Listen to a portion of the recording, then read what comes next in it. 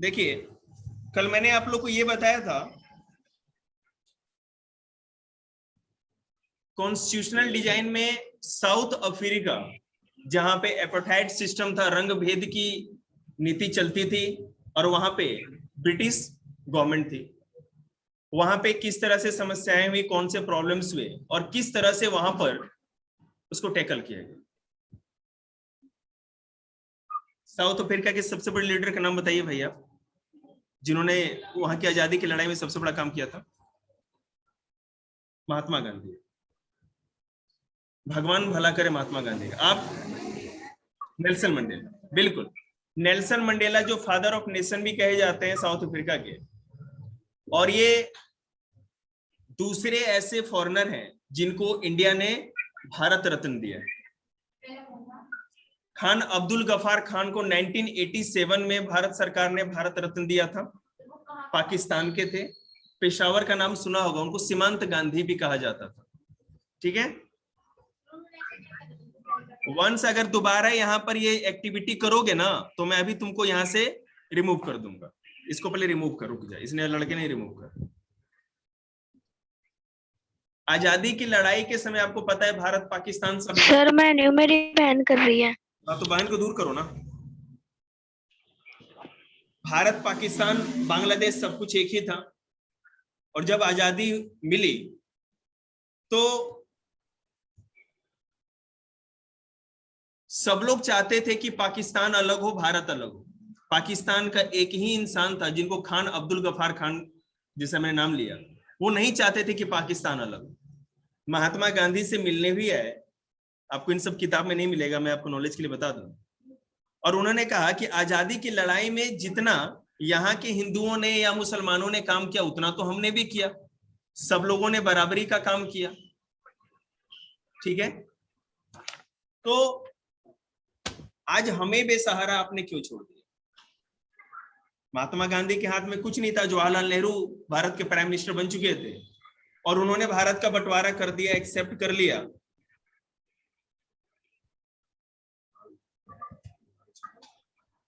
ठीक है,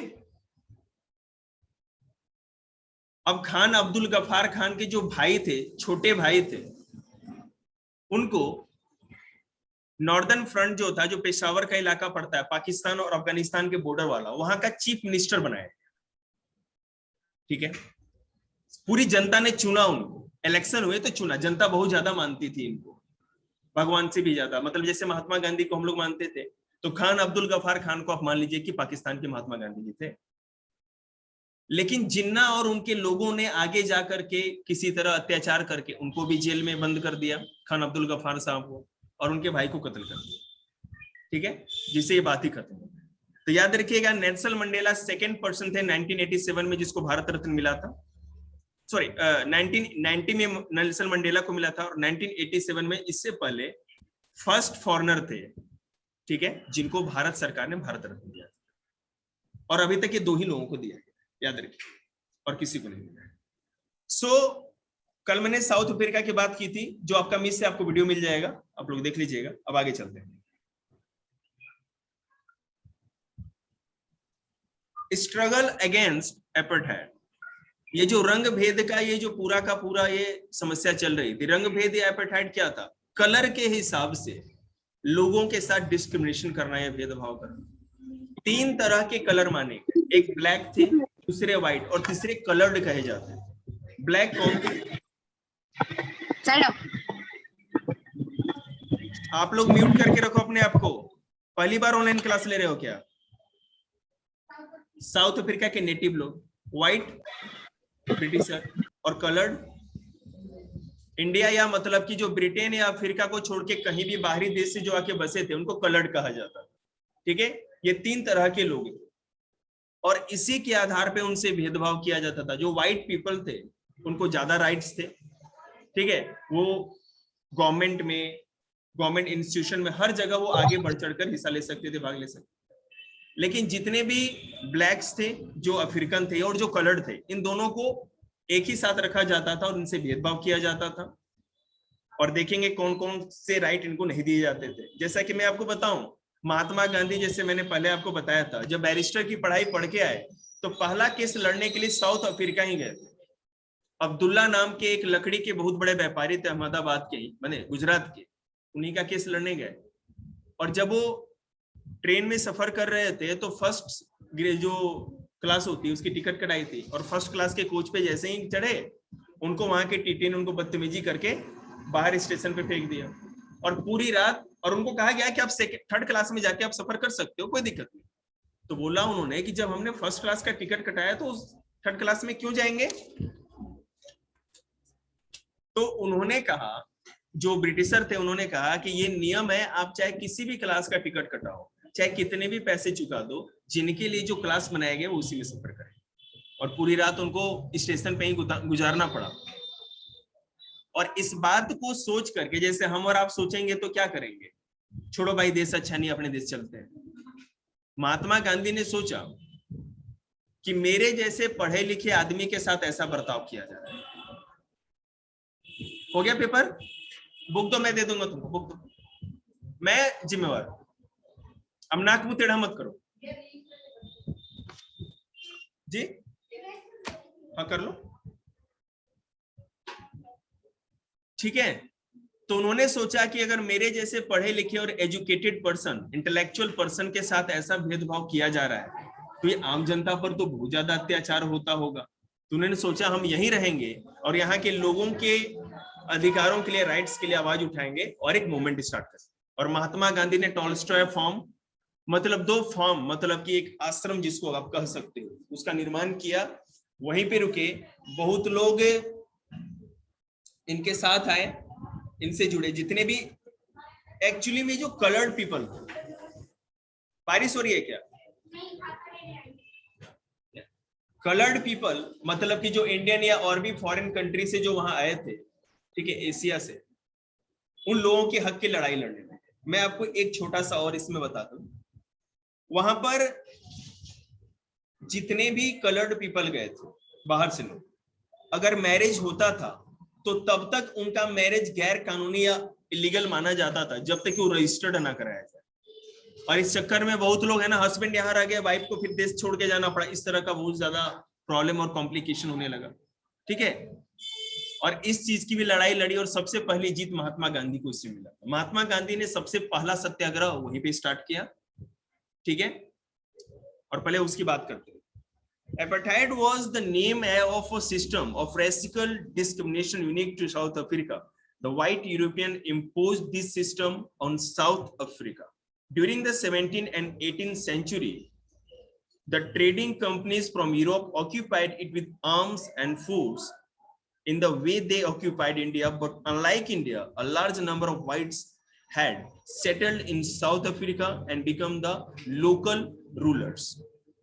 इंडिया में ब्रिटिशर आए थे, लेकिन यहाँ पे और हर जगह दुनिया में जहां भी गए एक व्यापारी या ट्रेडर बन के ही गए थे, व्यापार करने के। लेकिन इंडिया में गए तो वहां पर उन्होंने कोठियां बनाई, किले बनाए, सेना रखी, जगहों को फतह किया, सब कुछ किया। लेकिन जो एडमिनिस्ट्रेशन वाले जो लोग थे, अब इंडिया में वही यूरोपियन आपको दिखेंगे जो सेना में थे, एडमिनिस्ट्रेशन में थे, जज होगा, डॉक्टर होगा, वकील, कुछ ना कुछ ऐसे ही लोग दिखे। लेकिन अफ्रीका में केस दूसरा था। साउथ अफ्रीका में जो वहां के लोकल पीपल थे वो लोग भी आकर के साउथ अफ्रीका में बस गए, ब्रिटेन के, और यहाँ पे बड़े बड़े जगहों पे कब्जा कर लिया, फार्म बना लिए, और यहाँ छोटे छोटे इलाकों के मेयर बन गए, हेड बन गए, और बिल्कुल लोकल एडमिनिस्ट्रेशन भी उनके हाथ में आ गया, पूरा का पूरा वो शासक बन गए। अब अगर मान लो कोई ऊपर का सरकार हो, उससे लड़ाई हो, तो ऊपर ऊपर एक ब्रॉड लेवल पे दिखता है, लेकिन अब एक एक गांव में, एक एक मोहल्ले में इस तरह से अगर मान लो गोरे लोग पहुंच जाएं, तो उन लोगों में क्या कहते हैं, कॉन्फ्लिक्ट और संघर्ष होना तो लाजमी, वो तो होगा ही। इसलिए यहाँ पर ये ज्यादा प्रॉब्लम हो गई। अब अफ्रीका के उस छोटे छोटे शहरों में भी अफ्रीकन को रहना था, जहां पहले से ब्लैक्स लोग रहते थे, नेटिव अफ्रीकन रहते थे, ठीक है ना, और वो इनको गंदा मानते थे, इनके साथ रहना नहीं चाहते थे। तो इसीलिए इन लोगों ने एपार्थाइड सिस्टम या रंग भेद का कानून बनवाया कि व्हाइट्स का ब्लॉक अलग होगा रहने की कॉलोनी, और ब्लैक्स का अलग होगा। व्हाइट लोग इस तरह से सफर करेंगे ट्रेनों में, तो ब्लैक्स लोग इस तरह करेंगे। व्हाइट लोग बग्घी जो होती, घोड़ा गाड़ी होती, ऊपर बैठ के सफर करेंगे, तो जो ब्लैक्स होंगे जहां वो जो चलाता है उसके पावदान के पास आपको बैठना पड़ेगा, तभी आप सफर कर सकते हैं। महात्मा गांधी के ऊपर मूवी बनी है साउथ अफ्रीका वाली, बहुत फेमस मूवी, आप लोगों को देखना चाहिए, बिल्कुल रियल, पूरा साउथ अफ्रीका की कहानी सुनी। याद नहीं आ रहा मेरे को, मैं आपको बताऊंगा नाम, बहुत पहले देखी थी, दूरदर्शन पे भी हर बार आती थी 2 अक्टूबर को। अब तो भाई चैनल इतने हो गए हैं कि कौन दूरदर्शन देखे। देखिएगा हिंदी में, या public toilets were all separate for whites and the blacks, this was called segregation. Segregation का मतलब होता है, सेग्रीगेट करना, पता ही, अलग करना, अलगाव। व्हाइट्स का टॉयलेट अलग हो, मतलब हर चीज, छोटी से छोटी, सड़क के 2 हिस्से होते थे, है नहीं? हाँ सुनिए, सड़क के बेटे 2 हिस्से होते थे, और वहां पे एक साइड में व्हाइट चलते थे और दूसरे साइड पे ब्लैक्स। इसमें क्या अलगाव हुआ? इसमें तो वो एक ही रोड पे चली है, थोड़ा पांव इधर रख के देखिए थे ना, तब पता चलता। देखिए मेरे कहने का मतलब है, हर वो एक्ट किया गया जिससे ब्लैक्स को लगे कि आप लोग नीचे हो और हम लोग आपसे श्रेष्ठ। बोलिए क्या बोल। तो अगर कोई व्हाइट वाला जो लोग है वो ब्लैक की नहीं आ रहे तो राजा है, कोई दिक्कत नहीं है। राजा चंद्रगुप्त मौर्य किसी गरीब की झोपड़ी में जाए, रात पर सो जाए, खा लें, कोई दिक्कत है क्या? लेकिन अगर वो जो झोपड़ी वाला गरीब है दरवाजे पे भी फटक गया, या उसके जो पहरेदार हैं उनको भी जाकर के थोड़ा कुछ खरी खोटी सुना दिया, तो पूरा भाला आर पार। समझ रहे हैं? सिंपल सी बात, ये कोई क्वेश्चन है? देखिए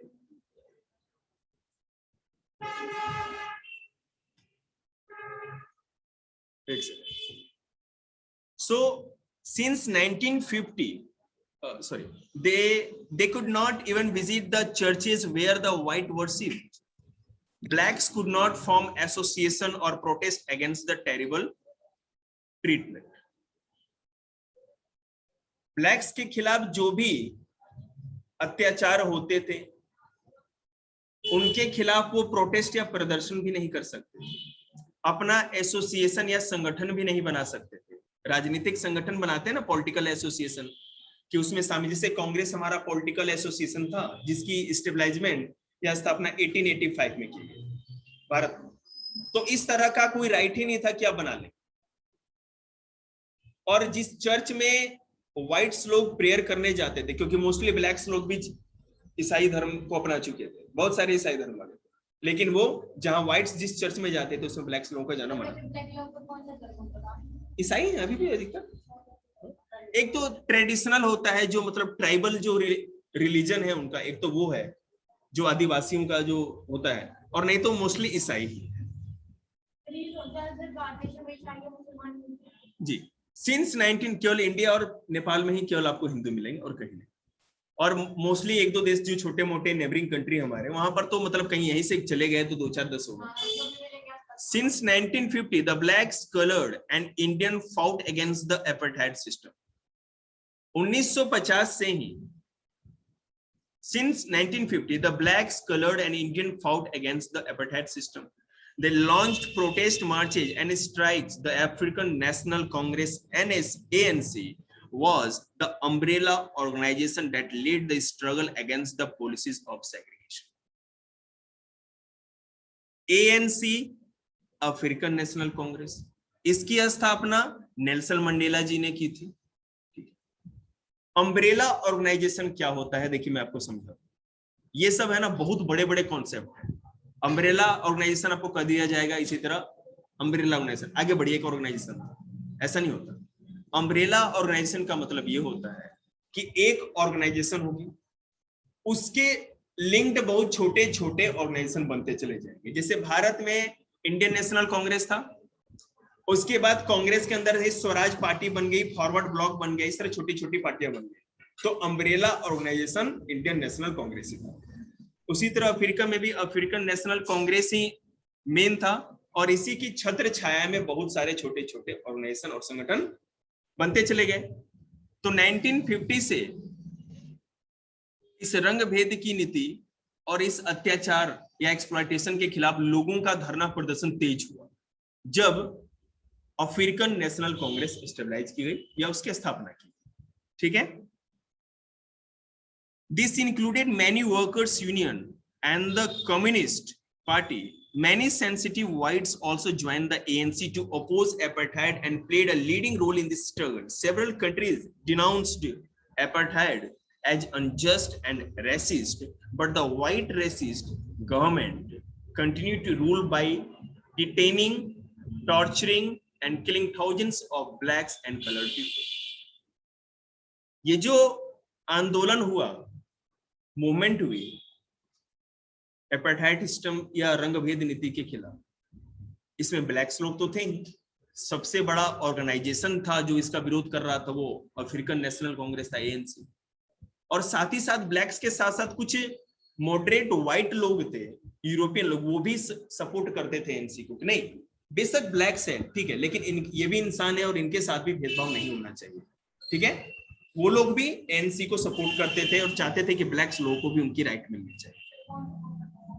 बहुत सारे व्हाइट्स लोग, उनका कोई स्पेसिफिक नेम नहीं बता सकते, ठीक है, लेकिन जितने भी लोग थे जो रूल्ड कर रहे थे, जो वहां के राष्ट्रपति थे, प्रेसिडेंट थे, जो लोकल मेयर्स थे, गवर्नर्स थे, व्हाइट्स थे, और वो हमेशा ब्लैक्स लोगों के अधिकार को, राइट्स को छीन के रखते थे, उनको किसी तरह का राइट नहीं दिया जाता था।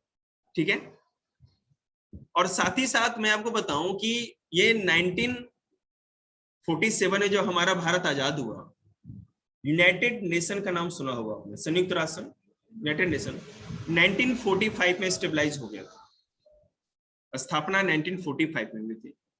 ठीक है, उसकी स्थापना के बाद लगभग आप मान लो कि दुनिया का कोई भी देश ज्यादा दिनों तक गुलाम नहीं रहा।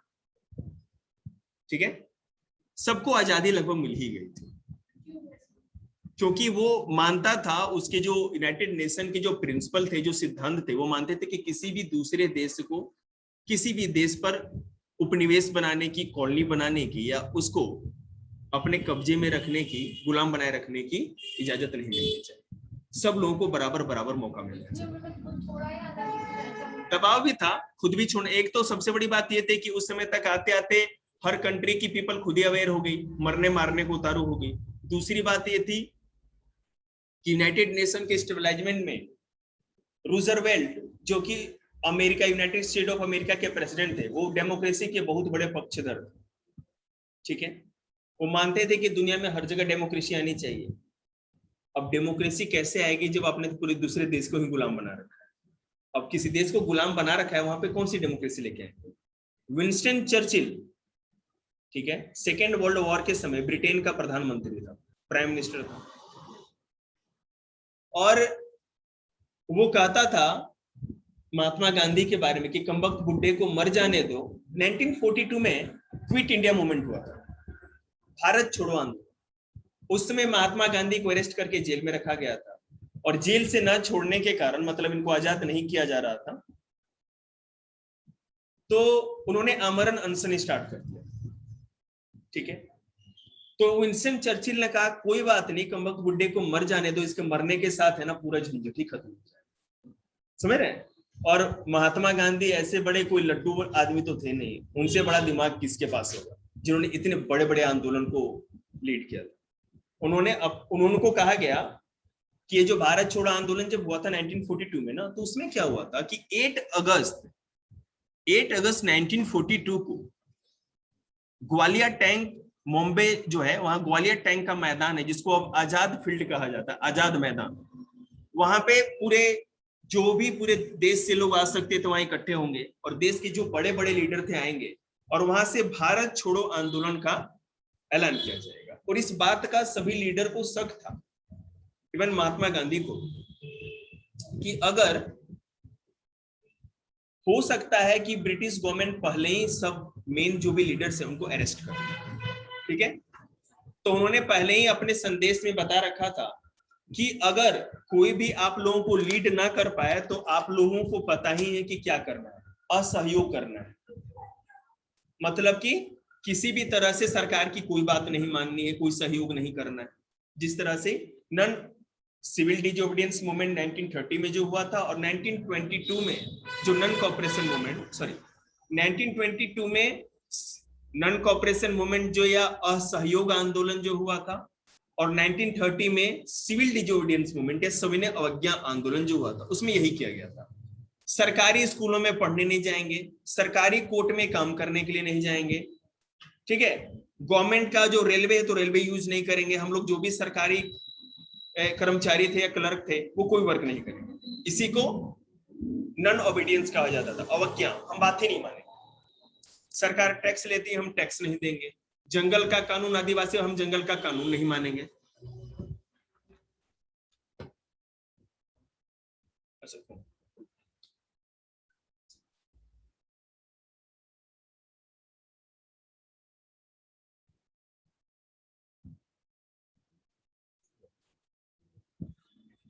ठीक है, तो महात्मा गांधी ने पहले ही समझा रखा था।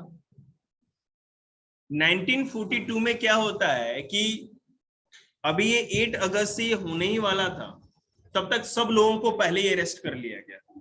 जयप्रकाश नारायण, ठीक है, राम मनोहर लोहिया, आसफ अली, ये सब 4-5 लीडर है ना, पहले भाग गए, जेल से भाग गए। नहीं तो बाद बाकी सब लोगों को अरेस्ट कर लिया गया। यरवदा जेल जो पुणे में है, ठीक है, जहां पे बहुत सारे आतंकवादियों को फांसी भी दी गई थी अभी, जो टेररिस्ट, ये बॉम्बे टेरर अटैक वालों को, तो यरवदा जेल में ही महात्मा गांधी अरेस्ट करके रखे हुए थे। अभी हम सब बताएंगे ना, ठीक है। तो उसी जेल में रखा गया, और पूरे के पूरे देश में ना हाहाकार मच गया। सारे नेताओं को पकड़ लेने के कारण ना, अब जनता भी क्या कर रही थी कि अब अवज्ञा और क्या कहते, जय श्री राम नहीं, जो मिले उसी को जला दे, तोड़ना फोड़ना मारना, ये सारा काम स्टार्ट हो गया। अब सरकार के कंट्रोल से चीज ही हट गई। अब इतना बड़ा देश, अब देश की जनता कहे कि भैया अब तो हम मारेंगे या मरेंगे, बस बात ही खत्म। फिर कौन उसको संभाल सकता है? कोई भी आर्मी पूरे कंट्री के पीपल को नहीं संभाल सकती, मैनेज नहीं कर सकती। तो इनको कहा गया, महात्मा गांधी जब जेल में थे, कि देखिए वो हिंसा कर रहे हैं, वायलेंस अपना रहे हैं। आपने असहयोग आंदोलन या नन कोऑपरेशन मूवमेंट ले लिया था ना 1922 में, चौरी चौरा इंसिडेंट्स के बाद।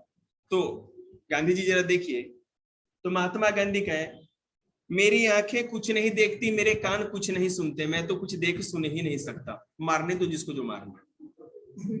मजाक नहीं कर रहा, ये सारी हिस्ट्री की चीज। तो महात्मा गांधी को तो फिर विंस्टन चर्चिल ये अमरण अनशन करने लगे, हाथ नीचे। तो विंस्टन चर्चिल जो थे ना, ब्रिटेन के प्रधानमंत्री, प्राइम मिनिस्टर, उन्होंने कहा, यहाँ के वायसराय ने कहा कि भाई देखिए ये तो मान नहीं रहे, ये तो अमरण अनशन पे बैठे हैं, 20-22 दिन निकल गया, इतना दिन हो गया। बोले कोई बात नहीं, कमबख्त बुड्ढे को मर जाने दो, सारा मामला ही सेट हो जाएगा, सब कम खत्म हो जाएगा, वो ना रहेगा, सब लोग का लीडर ही खत्म, तो आंदोलन खत्म। लेकिन रूजरवेल्ट जो यूएसए के प्रेसिडेंट थे, उन्होंने इंडिया को आजादी देने के लिए विंस्टन चर्चिल पे दबाव दिया कि आपको भारत को आजाद करना चाहिए। इतने बड़े देश को और इतने नन वायलेंस को जो करते हैं, मैंने फॉलो करते हैं, उसको आप गुलाम बना के कैसे रख सकते हैं? एक चीज तो ये अमेरिकन प्रेसिडेंट रूजरवेल्ट का दबाव, दूसरा यूनाइटेड नेशन या संयुक्त राष्ट्र संघ में जो कि फाउंडर कंट्री भी ब्रिटेन था, बनाया था, तो उसको इसलिए भी वो कंपेल्ड था, मजबूर था कि उसको ये छोड़ना ही पड़ेगा। और तीसरा विंस्टन चर्चिल की सरकार 1946 तक खत्म हो चुकी थी, वहां लेबर पार्टी की सरकार आई थी। जॉन एटली, जब भारत आजाद हुआ, याद रखिएगा जीके का क्वेश्चन, जॉन एटली ब्रिटेन के प्राइम मिनिस्टर थे जब भारत आजाद। हाँ, उन्होंने कहा था कि मार्च 1948 तक भारत को आजादी दे दी जाएगी। लॉर्ड माउंटबेटन को भेजा गया, यंग थे, उन्होंने बोला इतना क्या नाटक करना है। उन्होंने 15 अगस्त 1947 को ही काम खत्म कर दिया कि एक साल क्यों बैठे इनके पास, समझ रहे हैं ना? बेटे उन्हीं के हाथ में आजादी थी, तो हाथ तो उन्हीं का था, तो दबाव तो था ही ना, हम लोग का तो दबाव था ही, पूरी जनता जाग चुकी थी। अब कितना दिन गुलाम बना लेते, कटते लोग। यही ना होता। देखिए 1757 से 1947 तक जी, या 200 साल आगे देखिए। अब 1757 में जनता क्या कहती थी? इनके हाथ छोटे थे अंग्रेजों के, क्योंकि वहां केवल बंगाल, बैटल ऑफ पलासी पढ़ा होगा शायद आप लोगों ने कभी, और अगर आप लोग के ज्ञान चक्षु बंद हैं तो शायद ना भी पढ़ा हो। 1757 में 8th क्लास में हिस्ट्री नहीं पढ़ी आप लोगों ने, पढ़ी है ना, और हमसे पढ़ी होगी तो 7th क्लास वाले अच्छे बताएंगे। 1757 में बैटल ऑफ पलासी हुई थी, बंगाल के पलासी में, वहां का नवाब सिराजुद्दौला था उसमें, और अंग्रेजों का जो गवर्नर था रॉबर्ट क्लाइव, उसके बीच में लड़ाई हुई थी। क्लाइव ने सिराजुद्दौला को हरा दिया और उसमें से पूरे बंगाल को उसका अधिकार दिया, और उसी समय से ब्रिटिश गवर्नमेंट का यहाँ पे राज माना जाता है, धीरे धीरे बढ़ते बढ़ते पूरे इंडिया में। अब हम लोग यहाँ आएंगे,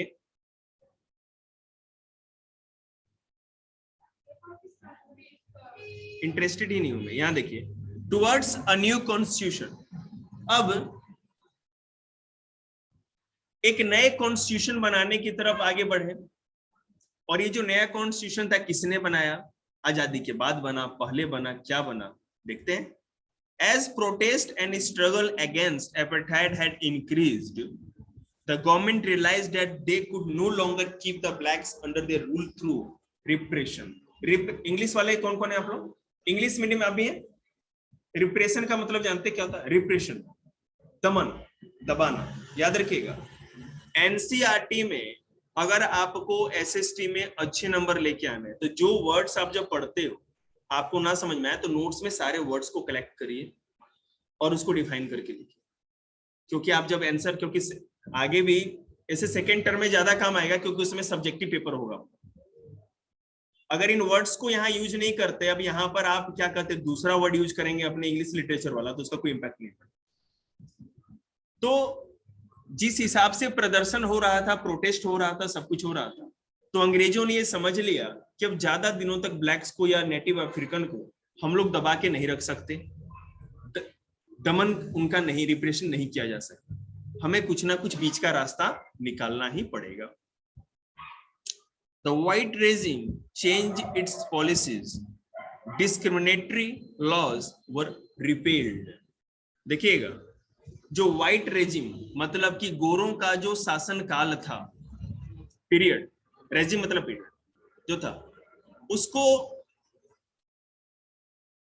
डिस्क्रिमिनेटरी लॉज, भेदभाव से भरा हुआ जो कानून, भेदभावपूर्ण जो कानून था जिसमें भेदभाव किया जाता, जिन कानूनों के द्वारा, उन कानूनों को बिल्कुल रिपील्ड कर दिया गया, मतलब खत्म कर दिया गया। आप इसके चलते बैठे हो क्या? कितने टाइम लगेगा? कर ले बेटे जल्दी। देखिए, ban on political parties and restriction on the media were lifted. अब पॉलिटिकल पार्टी बनाया जा सकता था और मीडिया को भी आजादी दे दी गई। पहले उस पर प्रतिबंध था, बैन किया गया था, लेकिन अब कोई भी पॉलिटिकल पार्टी बना सकता था और किसी भी तरह की मीडिया को बोलने का और कुछ भी करने का अधिकार था। Ban, okay. After 28 years of imprisonment, Nelson Mandela walked out of the jail as a free man. 28 सालों तक नेल्सन मंडेला को जेल में रखा गया, ठीक है। और इस स्टेप्स में जो भी चेंज रिफॉर्म हुए उसमें नेल्सन मंडेला को भी 28 इयर्स के बाद जेल से आजादी दी गई, ठीक है। Finally at the midnight of 26 अप्रैल 1994, 26 अप्रैल 1994 1994 को the new national flag of the Republic of South Africa was unfurled, making the newly born democracy in the world. The apartheid government came to an end, paving way for the formation of a multi-racial government. How did this come about? अभी मत बोलिए, बिल्कुल नहीं। तो 28 सालों के बाद, jail के बाद, नेल्सन मंडेला को आजाद किया गया और 24 अप्रैल 1994 1994 को, ठीक है। अब सोचिए 1950 से ही एपार्थाइड सिस्टम के अगेंस्ट में लड़ाई लड़ रही थी साउथ अफ्रीकन जो भी पब्लिक थी, लेकिन आज ये उनका सपना कब पूरा हुआ? 24 अप्रैल 1994। सब कुछ हुआ, आजादी की लड़ाई तो चल ही रही थी, लेकिन यहाँ पे साउथ अफ्रीका की आजादी की लड़ाई पढ़ाना नहीं है ना, और ना हमें पढ़ना है, हमें तो शॉर्ट में ही चलना है ना, जो बुक में है हम उसी को फोकस करेंगे। हाँ, अगर आपके कॉन्सेप्ट के लिए जरूरी होगा तो पूरा साउथ अफ्रीका की हिस्ट्री खोल दी जाएगी, लेकिन अभी जरूरत है नहीं उसकी। तो नेशनल फ्लैग एक्सेप्ट किया गया और एक ऐसा कॉन्स्टिट्यूशन बनाया गया। देखिए यहाँ पर एक नए तरह का एक्सपेरिमेंट किया गया जो कि हमारे इंडिया और दुनिया में और कहीं नहीं है। और वो एक्सपेरिमेंट क्या था? जा सकते, वो एक्सपेरिमेंट क्या था कि अब जो वहां व्हाइट लोग रहते हैं उनको देश छोड़ के जाना नहीं है। जो कॉन्स्टिट्यूशन बनाया गया उसमें व्हाइट लोगों को भी जगह दी गई, ब्लैक लोगों को भी जगह दी गई। जब ये आजादी मिली तो ब्लैक लोगों, नेल्सन मंडेला का कहना था कि अगर हम व्हाइट अपना जब कॉन्स्टिट्यूशन बना रहे हैं, अभी उनका मैं आपको पूरा वो जो भाषण है स्पीच वो बताएंगे पढ़ के, जो हम नया कॉन्स्टिट्यूशन बना रहे हैं उसमें केवल ब्लैक लोगों के राइट की ही बात करें और व्हाइट लोगों की राइट की बात ना करें, तो हम में और जो एपार्थाइड लोग थे उसमें क्या अंतर हो गया? हमने भी तो ब्लैक और व्हाइट का तो डिफरेंस किया ना। अगर नया कॉन्स्टिट्यूशन बनता और उसमें केवल ब्लैक लोग होते कि भैया ब्लैक लोग को ही अधिकार मिलेगा, ब्लैक लोग ही प्रेसिडेंट बन सकते हैं, ब्लैक लोग स्कूल जा सकते हैं और व्हाइट लोगों को देश छोड़ के जाना पड़ेगा, अगर ऐसा होता तो नेल्सन मंडेला की इस नई वाली सरकार में और पहले वाली सरकार में अंतर क्या? ठीक है, तो नेल्सन मंडेला गांधी जी के भक्त थे और उन्होंने पूरा वही चीज फॉलो किया। देखिए क्या किया।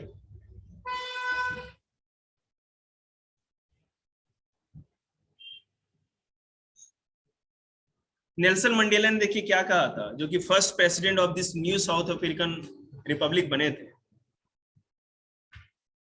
हिस्टोरिकल एनिमीज, वो जो कह रहे हैं ध्यान देंगे, मैं हिंदी में ट्रांसलेट करूंगा, चिंता नहीं। Historical enemies succeeded in negotiating a peaceful transition from apartheid to democracy exactly because we have prepared to accept the inherent capacity for goodness in the other. Nelson Mandela कह रहे हैं अपने भाषण में कि जो ये एपार्थाइड सिस्टम था उससे डेमोक्रेसी में, मतलब रंग भेद की जो शासन व्यवस्था थी, एपार्थाइड गवर्नमेंट सिस्टम था, उससे डेमोक्रेसी में, प्रजातंत्र में परिवर्तन के लिए गोरी सरकार तैयार हो गई। आप यहां ध्यान दीजिए।